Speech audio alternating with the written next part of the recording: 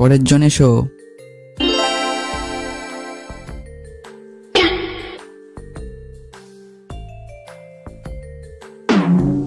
বাঘ দাদা, আমি তোমাকে বিয়ে করতে রাজি আছি। কি? তুই এত ছোট্ট প্রাণী, তুই কিনা আমাকে বিয়ে করবি? ছোট প্রাণী তো কি হয়েছে, তুমি শক্তিশালী। আমি যদি তোমাকে বিয়ে করি তাহলে আমার সুরক্ষা নিশ্চিত। তাই তো, ঠিক কথা। কিন্তু একটা শর্ত আছে। কি শর্ত? তোর আবার শর্ত আছে নাকি? তা শুনি, কি শর্ত তোর?